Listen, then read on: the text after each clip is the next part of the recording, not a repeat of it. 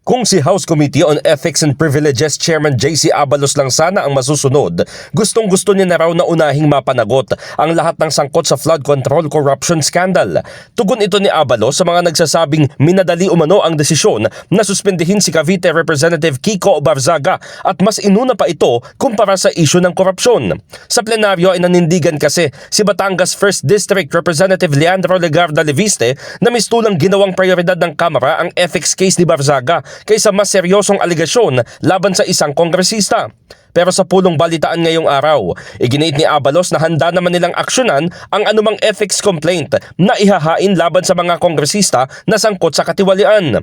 Bilang quasi-judicial body, naghihintay lamang anya sila na may maghain ng reklamo at saka naman sila kikilos. Nakikisa ako sa panawagan ng aking mga kapwa mambabatas at naniniwala ako mas mabigat na parusa at mas maganda kung uunahin natin ang mga members ng Kongreso na sangkot sa ganitong mga anomalya. Mas magandang sila unahin kasi mas mabigat yun eh. Tama.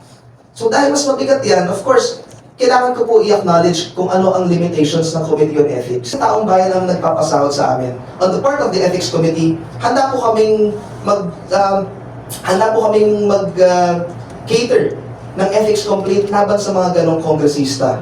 Nanindigan din si Abalos na maliit man o malaki, hindi nila maaaring baliwalain ang ethics complaint na may kinalaman sa disorderly conduct. Naniniwala po ako na napakahalaga na i-hold natin accountable ang mga involved sa flood control corruption scandal. Pero gusto ko po ipaalam sa ating lahat, hindi po mutually exclusive ang pag-demand ng accountability sa graft and corruption and sa pag-demand ng proper conduct from our elected public officials. Samantala, nilinaw naman ng kongresista na hindi minadali ang proseso ng pagdedesisyon ng komite dahil lahat ng pagkakataon ay kanila nang ibinigay kay Barzaga para idepensa ang sarili.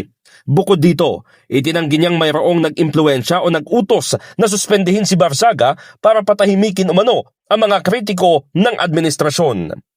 In the heart of changing lives, ako si Brigada Haji Caaminio ng 105.1 Brigada News FM Manila, The Music and News Authority.